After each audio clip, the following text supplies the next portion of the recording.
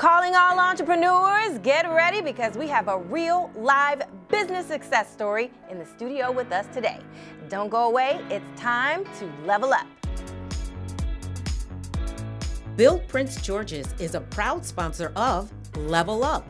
Build Prince George's, strengthening diverse local and minority businesses 360 degrees. 5, 4, 3, 2, 1. Level up. Level up. Level up.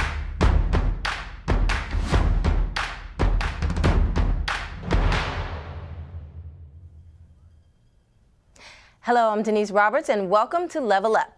She's an attorney and entrepreneur, but getting her business to the next level wasn't easy. She says it took hard work, determination, and faith. Joining me in the studio is April Richardson, owner of Baked in Baltimore and the master creator of the famous DC sweet potato cake. Welcome to the show. Hey, Denise, thank you for having me. Absolutely, thank you. Absolutely. So you're an attorney and an entrepreneur. Yes, both full-time, if that can even be understood.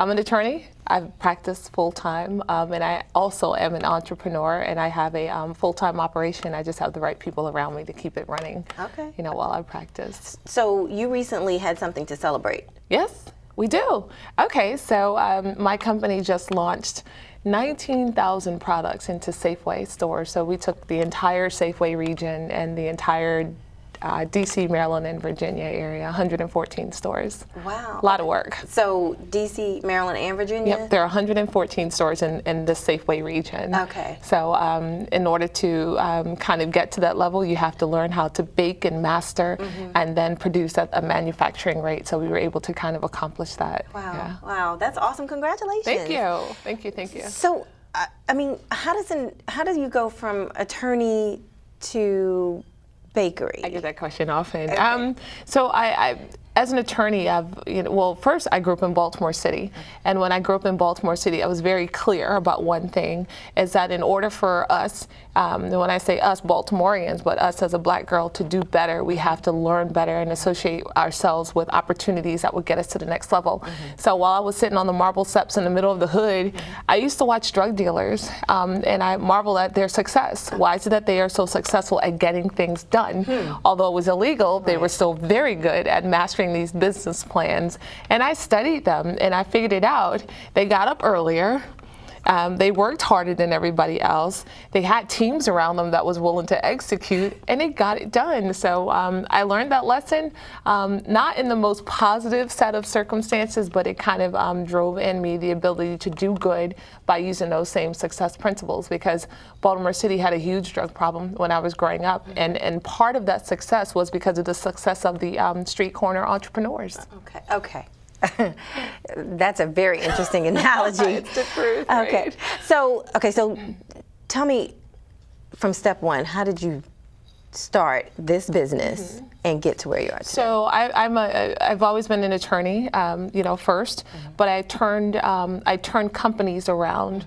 So during the height of the foreclosure crisis, I was a prosecutor in Prince George's County, overseeing the mortgage foreclosure fraud unit, and it was kind of hard to be a prosecutor fighting against an entire industry that was crumbling, and it was more difficult being in court, explaining to judges why houses were being stolen, and then at night you knew that their homes were being taken, but then they were losing their businesses, right? So instead of just kind of sitting around watching people lose their homes and their businesses, I decided after work I would meet with some of these business owners who were victims in cases and try and understand what can we do to at least save their business, although I couldn't save their house. So I spent a lot of time giving a lot of hours turning companies around, and this company came to me. At the time, my business partner, Derek Lowry, had faced some really tough times because of what was happening in the market, and I gave hundreds of hours trying to turn a company around, and the company just couldn't rebound. So I think what was the defining moment was when the company was on its last eviction. And the owner of the building, I asked her if she could stop the eviction, and she said, why? Why would I stop an eviction when rent hasn't been paid? And I said, because I know how to get things done. And at that moment, she goes, okay, I'll stop the eviction. I said, are you serious? You're going to stop the eviction? She goes, because I do believe that you can get things done, but under one condition. You have to join the company. joined the company. I was prosecuting, raising my son on my own, and now I have this entire bakery that's, floundering, that I had to figure out how to get it done. So that's how I ended up owning the company. So it wasn't your intention? Wasn't intentional. But what was intentional at that time was for me to make sure that businesses were still standing through this crisis, because we were losing. Okay. And when I say we, I mean like Prince George's County. Maryland was the third. Was the top three states that had a mortgage fraud issue, and Prince George's County was at the forefront of Maryland. Yeah. So we were losing on both ends. Right. Yeah. Okay, so you got inside this business. What did you do to fix it? The first thing that I had to do was make sure that everybody in the company said yes to whatever I asked them to do. Okay. So I went in a circle and I said, if I come on board, will you do everything that I ask you to do, no matter how ridiculous? I need a yes from everyone. Because if I could not get the full buy-in, then I knew that it would be a problem for me to implement strategies and to challenge people. And it wasn't because the staff was full of bad people. It's because they were tired of losing, right? Great product, but tired of losing. So in order to do that, I had to challenge them. And the first thing that we did was we gave away a lot of free cake.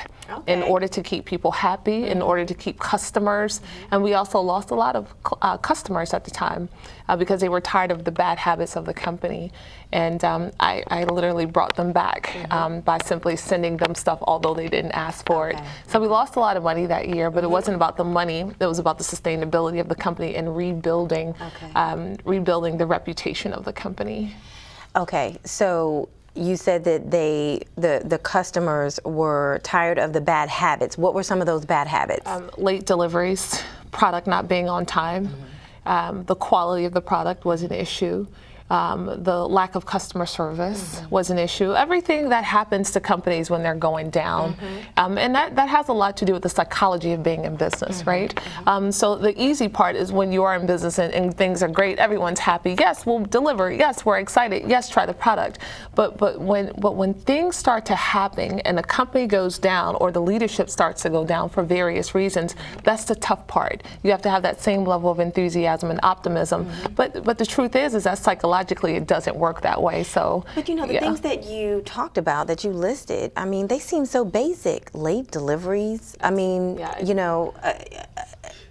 yeah, from an outsider it would seem basic, but again, it goes to the psychology of being in business. Oftentimes a lot of the businesses, especially in our county, we're in the newspaper, we're in the Washington Post. That's all the glory part. No one sees what it takes in order to get that done. No one sees that when you have an order that came in, at 8 o'clock at night and the people really need it, that means that someone has to volunteer to get up at 2 a.m. who just left the kitchen at 12. So it's not that it is easy. It sounds easy, right? And that's the reality of being in business, is that we always make it look pretty. But the harsh reality is that being in business it's a dogfight every day. Okay. Yeah. And so how did you transform their mindset? How did I transform their mindset? I took a look at their outside lives, because whatever they brought into my company, they walked in with it already. So I looked at their habits. I noticed how people dressed, because that told me whether they really have time or whether they really cared about their outside. I looked at how they talked to each other, whether there was respect and love within the organization. And I also asked what was happening in their own personal lives. How is your wife? How are your children? How are your bills? And then once you start managing that, once I started managing those issues, I saw that people started to say, not only is she here for the successful growth of the company, but she cares about us individually. So that's really what was the catalyst for their change. And I still ask the same questions. How are the children? How are the family? What can we do to make your life a bit easier? Okay, so then what was your next step? Next step was to partner. I believe that if you are going to do business in this county and in communities, it is incumbent on larger corporations that take up our corners to take us by the hand and take us with them instead of shutting us down. And sometimes you'll see that with big box stores coming in, and the mom and pop, grocery stores have to shut down because they can't, survive. So I take it from the position where I don't go hand in begging for opportunities. I simply tell you what the value is, but I also hold the community accountable for buying. in purchasing, right? Because I am as good as my last sale. So it has a lot to do with making sure that the community is responsible for our growth as well. Okay. All right. So now you have this great new, well, not new, transformed, that's a good word. beautiful, bustling business, right? Who all were some of the players that helped you get Well, to where you are? first, honestly, it started with my business partner, Derek Lowry, trusting me with his baby, because the truth is that the recipes, some of the recipes were in place, and they had come from his mother, who was an avid baker, and she taught him how to bake, and then he taught his cousin, who's still with the company and baking the cake, almost 30 years, how to do it. So our biggest advocates first were our team, because we had such a small team, and then it was their families, because every day when I couldn't make payroll, somebody had to go home to their wife and explain April didn't have the money until Monday.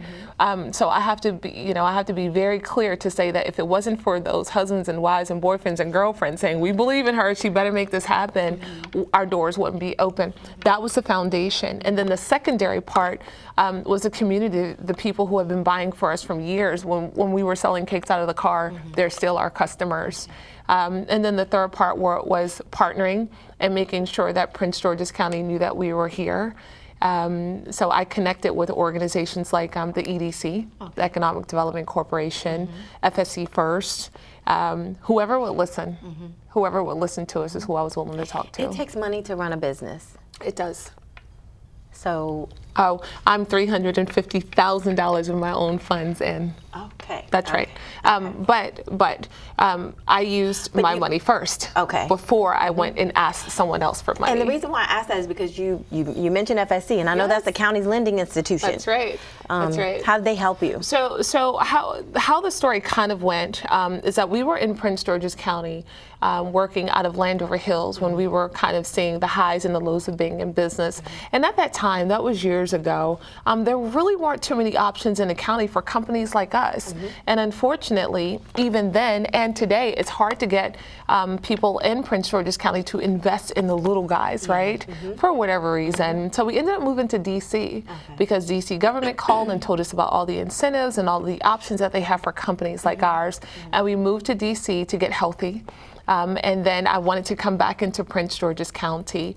And again, Prince George's County really didn't catch up with what was happening on the food side of it. So then we skipped over Prince George's County and went to Baltimore City, where we opened up a 7,000 square foot manufacturing and retail facility. But I went to the Economic Development Corporation, I went to FSC First, I went to City First, I went to Meridian Management, Lottery Terminal Fund, and said, we have to get back into Prince George's County. Get me into Baltimore and I can get back into the county. So FSC looked at our business plans, understood that the leadership made sense, and they said, we're in. So they put skin in the game. And so that our other lending institutions, and that was for us to acquire and grow. If it was not for that funding, we would not have been able to do this 19,000 product run. April Richardson. I want to thank you so much for coming on the show today. And I also want to just say congratulations. Thank you. You truly, clearly have a story to tell. We appreciate and it. We're going to need you back on the show to tell business owners how to really do it. Absolutely. Okay? Thank you for having me. You're welcome. Thank you. Don't go away. We'll be right back.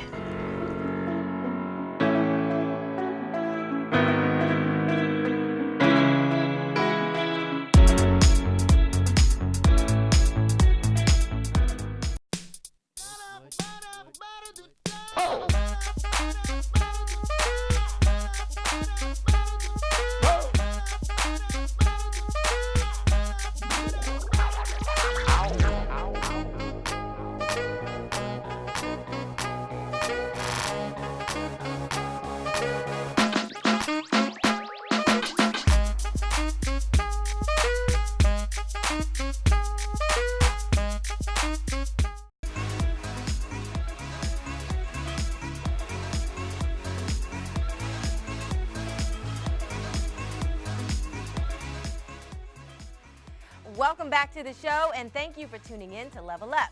Next up is a real treat because all the women who are independent, throw your hands up at me. Women business owners of Prince George's County is in the house. My next guests are Cecilia Jones, Vice President of Women Business Owners of Prince George's County, or the WBO, and Jorre Jackson, also a board member of the WBO and the lead on the organization's new Young Women's Entrepreneurial Collective. Thank you both so much for being here. Thank you for having us. You're welcome. So tell us, Women Business Owners of Prince George's County, what is it? Yeah, that's a good question. Okay. What it is an organization that was created to support business owners in our county, to provide educational programs. So every month we have an educational program for women business owners, anything from marketing their company to using technology in their company to how to utilize a lawyer and when to utilize a lawyer. So we primarily focus on business owners that are either new or just developing, but we also have some very seasoned business owners. And so what we endeavor to do is create a sisterhood and a support group for women business owners where they can get educated, where they can network themselves together, and where they can influence their environment through political activity or through whatever it is that a woman business owner might need. Okay. How do you become a member? Just come to a meeting. Okay. Yeah, we have a newsletter every month. We advertise when we're having our meetings. We meet, I think it's the third Tuesday of every month at Woodmore Country Club, and we just send out the newsletter. And if you're interested, you come to the meeting. Otherwise, you just go to our website and fill out a membership application. What specific subjects does the organization focus on in terms of industries? Do you focus on? I know I'm familiar with it, but I know that there is some government contracting. But what else? What other types of companies do you service? Yeah, that's a good question. I have a law firm, so we have women business owners that are lawyers and own their own law firms. We have business owners that own their own accounting firms, their insurance companies. Many of them are service-oriented companies, but there are some companies that sell products. I seem to remember like beauty and health or something like that. But most of them are service-oriented companies, technology companies, and I think I mentioned accounting. Yeah. HR. Yeah, HR companies, that's right. And how long has Prince George's County's chapter of Women Business Owners? Because this is not just Prince George's County, right? It's Women Business Owners is a national organization. Well, actually, it is its own organization. It was started back in 1986. There is a sister organization, though, and that might be what you're thinking of. The Women Business Owners of Montgomery County is sort of a sister organization, and once a year we'll have events together, and we also put on the Power Conference together. But it is its own contained organization in Prince George's County. And so how long has Prince George's County Women Business Owners been? How did you even get started in it? Well, it was started well before I joined, but it was back in 1986. And it's been coming along ever since. And over the course of time, it's sort of transformed the type of organization it is. Today, we focus a lot more on education, a lot more on support, and a lot more on putting together, bringing in subject matter experts to talk about things like marketing, to talk about technology, to talk about using technology in your business, to talk about management. So our focus is really on educating that business owner so that they can take their business to the next level. Okay. So Jorre, you're the lead on a new initiative from this organization. Why don't you talk about that? So the Young Women's Entrepreneurial Collective, or YWC is what we like to call it to shorten it, is a sanctioned division of WBO, and we officially launched at the I Am conference in October of last year. So we're still kind of new, but we exist to support and educate just like WBO, but women business owners under the age of 30. Okay, so I wouldn't fit into that category. We're all young at heart, but so we started in October, but it's really just a way to kind of hone in on that group or our age group, because there's data that supports the staying power and the economic power of young business owners. So that's kind of what we're here to do, just to branch out and then reach out to this audience. And how do you focus on that age group? Because you're right, it's very different than, I mean, you have millennials and then, you know, but there's a new generation after you guys now. So, you know, how does the generation before you engage you, and where do you fit in the world of business? Right. So with this age group, or just being connected to WBO, like Cecilia was saying, we do have those seasoned business owners and the other ones that are also going through starting a business recently. So not only do we have the mentorship piece with WBO, but we also get to navigate these challenges and the realities of owning a business together. That's kind of the biggest thing. It's just the united front against these challenges that we face as women business owners. But in terms of how WBO reaches out to younger groups, social media has become a huge part of how we do that. And also just the events we put on caters to those new business owners as well. With this upcoming season we have starting in September. Yes. YWC is also going to branch out and do some more of our own events just to bring in more of a crowd and just introduce it to everybody. Okay. And so you're a business owner. Yes. What kind of business do you have? So I own Goddess Fit LLC, which is an integrative health and wellness group. Everything we do is based in self-care.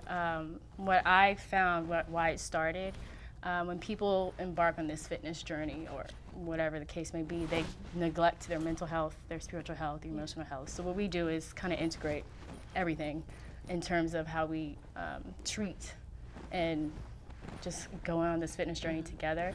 That's kind of the spiel for Goddess Fit. But Goddess Fit started last year, so we're also new too. Congratulations. Thank you. Congratulations. And how's it going? It's going really well. So I am a huge supporter of WBO, not just because of YWC, but WBO has supported me every step of the way with starting a business. How so? Can you walk us through that process? Right. So I grew up with WBO. My mom is actually the president, Dawn P. Jackson. So I've had the opportunity and just the privilege of seeing how this united front operates. And then I've also had kind of the cheating. I could see how to start a business. But when Goddess Fit started, WBO was the person or the entity that put on the event for me. They were there every step of the way. So it comes to every event that Goddess Fit has. There's always someone there to represent. And then also just having that networking connection. So I have access to marketing, I have access to HR, I have access to PR, I have access to all these things. And I get to use that in building my brand. So just doing it from jump, it's So give me an example of how WBO has been able to help you with marketing your brand. Right. So one of our staple events with Goddess Fit is called the Saturday Sweat Fitness Party, which is kind of what Goddess Fit is. It integrates those different aspects of your health and wellness in one event.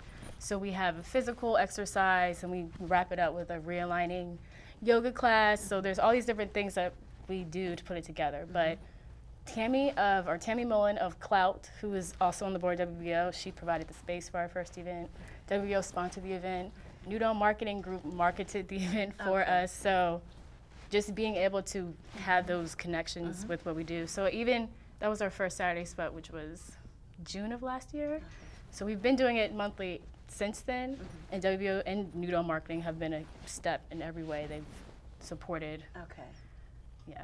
There's a lot. So when a business or woman business, because we're supporting women here, and I'm all about that,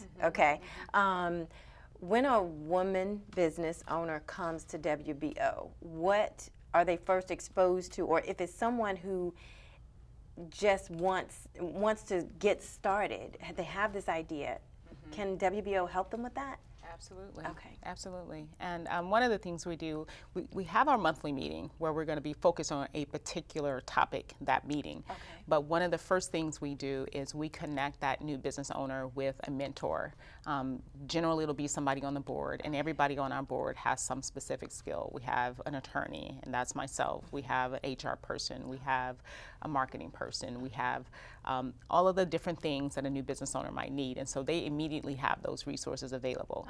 We team them up with a mentor who is responsible for keeping up with them, finding out what's going on with their business, and then they get to give us feedback too about what they need. And so when we start putting together our programs for the next season, we're going to be doing that with these new business owners in mind.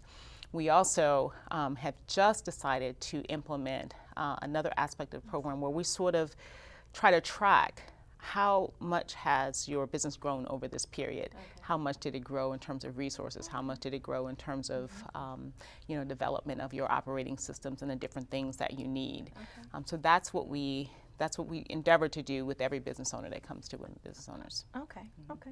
And is there a fee to join? There is. There's an annual fee. And where can they get more information about the organization? Our website, www.wbo.org. Okay. Everything about membership, about the organization, about upcoming meetings, our newsletter, all of those things are on our website. Okay, okay. I want you to repeat that again when we close out, but I want to go back to the Young Women's Entrepreneurial Collective.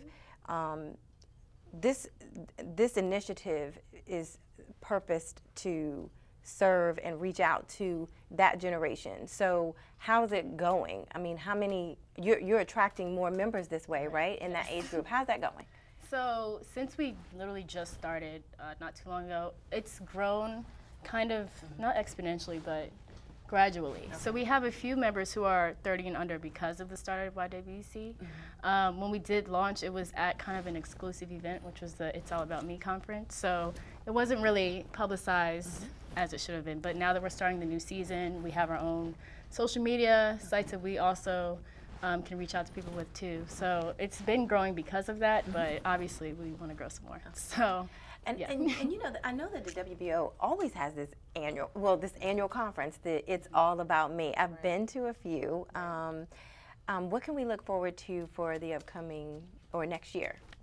That's a good question. I mean, if last year's any indication, it's going to be just mind-blowing. I mean, we had guest speakers, nationally known guest speakers. I don't know if I'm allowed to mention any of them, but we had phenomenal programs. Okay. And the whole idea is to take the day off, the full day off. In this case, we did an overnight, but the whole idea is to take a day off, step back from the business, and focus on your health, wellness. We would have yoga classes. We've had belly dancing in the past. We had chair massages. The seminars were designed to just reinvigorate and renew the women business owners. Okay. And so, give me the website for WBO again for our viewers. It's www.wbo.org. Okay, Cecilia Jones and Jorre Jackson, thank you so much for being here. And you heard it from them. Hopefully, more viewers will know about the Young Women's Entrepreneurial Collective and the WBO. So thanks for being here. Thank you for having us. Okay. And that's our show for today. Again, I want to thank my guests, Cecilia Jones, Jorre Jackson, and April Richardson. Next time up on Level Up, have you established your brand yet? Are you even brandable? Do you even know what a brand is? Tune in next time to find out. This show and previous episodes are posted on our YouTube channel, Level Up CTV. So go out there and hit subscribe. Also, join our small business club for a chance to showcase your business on this show. Send an email with the link to your company website to levelup@pgctv.org. And a quick, easy way to get your business mentioned on this show, take a selfie, which is a picture of you and your business. But it has to be a selfie. You can get creative, you can use a selfie stick, but it has to be a selfie with you and your business in the photo. Send it to us at levelup@pgctv.org. Level Up is proudly sponsored by Build Prince George's. I'm Denise Roberts, your host, and I will see you next time on Level Up, where we are strictly business.